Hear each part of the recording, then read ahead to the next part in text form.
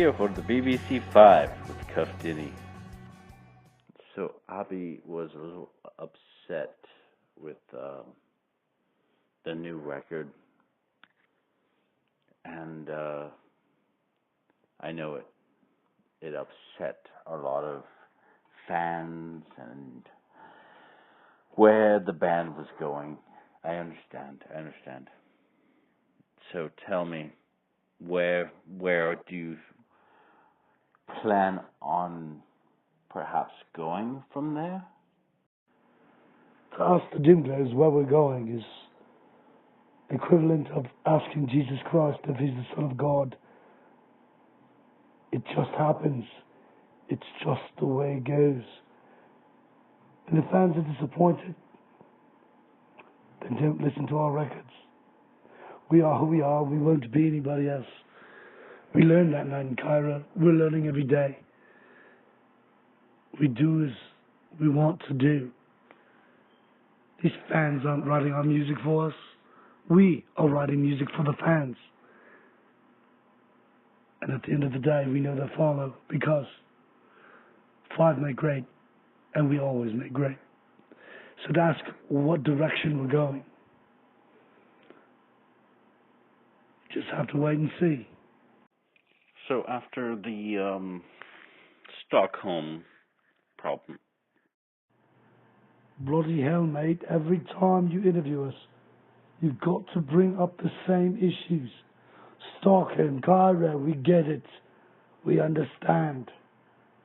The fans understand. I thought we were here to broadcast globally and talk about a new record. But no, Stockholm. If you want to talk Stockholm, you want to bring up Stockholm, I will bring up Stockholm. And we will talk Stockholm. And I will fucking remind you what reminded you of that day. My manager told us last week that the Cuff Denni wanted another interview. My first thought was, pish posh, you've got what you wanted. It's the same questions all the time. I do this for the fans. They want it. They need it. I just wish you would recognize our talent as much as your fans did. I'm sorry. I do apologize. I meant to say my fans. Our fans, not yours. Ever since the dimGlows became a band, just a few short years ago, we've often been compared to wildly popular bands like the Beatles and, of course, Oasis. It's more of a compliment to them, really, than it is us. I mean, we've already sold more records than both bands, and we've only been around for 2.5 years.